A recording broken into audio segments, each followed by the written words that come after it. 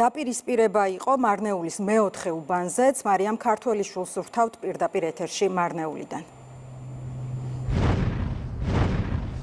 მარნეულის მეოთხე საარჩევნო უბანზე ამ დროისთვის სიმშვიდე არის, თუმცა აქ ცოტა ხნის წინ იყვნენ მობილიზებული სამართალდამცველები და სწორედ უბანთან მათი გამოჩენის შემდეგ განიმუხტა ვითარება. რაც შეეხება ინციდენტს, მეოთხე საარჩევნო უბნის კომისიის წევრები გვიყვებიან, რომ ვითარება მას შემდეგ დაიძაბა, რაც ადგილზე უბანზე გამოჩნდა საქართველოს ახალგაზრდა იურისტთა ასოციაციის წარმომადგენელი გიორგი გოცირიძე. ყვებიან, რომ გოცირიძემ მას შემდეგ რაც გაიარა რეგისტრაცია დაახლოებით 15 წუთში დაიწყო შენიშვნის მიცემა მარკირებასთან დაკავშირებით და მან რამდენჯერმე მისცა შენიშვნა კომისიის წევრებს, ასევე ახალგაზრდა ქალს მცირეწლოვან ბავშვთან ერთად მას უმტკიცებდნენ კომისიის წევრები, რომ ამ ადამიანს გავლილი ჰქონდა მარკირების პროცესი. სწორედ ამ ვითარების დროს დაიძაბა სიტუაცია, იყო სიტყვიერი შელაპარაკება და ამის შემდეგ, როგორც ადგილზე ამბობენ, მათ შორის სხვა არასამთავრობო ორგანიზაციის წარმომადგენლები, გიორგი გოცირიძე გამოვარდა საარჩევნო უბნიდან და გარეთ დახვდნენ ოპოზიციური ტელევიზიის წარმომადგენლები, ასევე ლელოს წარმომადგენლები და უკვე ესკალაციამ გადაინაცვლა გარე პერიმეტრზე. ამბობენ, რომ ვითარება ხელოვნურად იყო დაძაბული.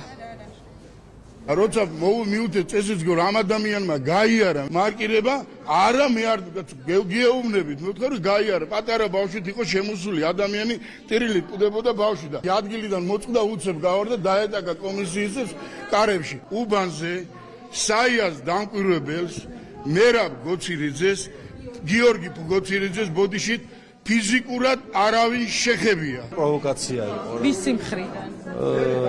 არასამთავრობო ორგანიზაცია. ეს იყო ოპოზიციურად განწყობილი ხალხი, რომლებმაც გარეთ ხალხი დაახვედრეს მე ამათ და აირია ამით სიტუაცია. ხელი გააყდა, მაგას მოყვა მთელი ამბავი აქ რაც მოხდა. მეოთხე საარჩევნო უბანზე ახალგაზრდა იურისტთა ასოციაციის წარმომადგენელი, როგორც დამკვირვებელი, შევიდა უბანზე შიგნით.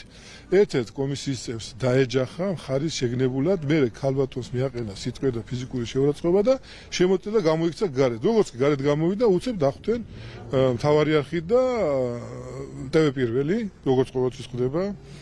ეს მე ვფიქრობ, რომ და მათთან ახლდნენ ლელოს ლიდერები ჯაფარიძე, სამადაშვილი. მე ვფიქრობ, ეს არის შეგნებულად, კარგად მოფიქრებული და დაგეგმილი პროვოკაცია.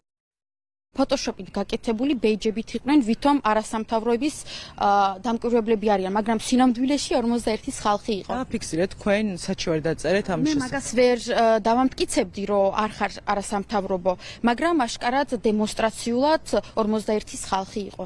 რაზე იცანით? იმაზე ვიცანი, რომ მე მეუბნებოდნენ, რომ არჩევნების მშვიდად მიმდინარეობას რატო უშლი ხელს. ჩვენ ვცადეთ ბუნებრივია საიას წარმომადგენლის გიორგი გოცირიძესთან დაკავშირება და მისი ჩაწერა, მისი პოზიციის მოსმენა, თუმცა როგორც ადგილზე გვითხრეს, ის მას შემდეგ, რაც ინციდენტის შემდეგ გამოვარდა საარჩევნო უბნიდან, აღარავის უნახავს. ადგილზე მოსვლის შემდეგ კი ვნახეთ საოლქო საარჩევნო კომისიის წევრი, რომელსაც ფიზიკური დაზიანება ჰქონდა სწორედ მაშინ, როდესაც გიორგი გოცირიძემ დატოვა საუბნო კომისია უბანი და ამ დროს, როგორც აქ ადგილზე ამბობენ, ის დაეჯახა კომისიის წარმომადგენელს. ამ დროისთვის არის ასეთი ვითარება, გავრცელდა ინფორმაცია თავდაპირველად, რომ საქართველოს ახალგაზრდა იურისტთა ასოციაციის წარმომადგენელს ფიზიკურად გაუსწორდნენ უბანზე, თუმცა ადგილზე მოსულებს დაგვდა ის ვითარება, რაზეც უკვე გესაუბრეთ, თავად გიორგი გოცირიძესთან დაკავშირება კი ამ დროისთვის შეუძლებელია. მეოთხე საარჩევნო უბანზე ამ დროისთვის სიმშვიდეა, აქ ადგილზე მობილიზებულები იყვნენ სამართალდამცველები.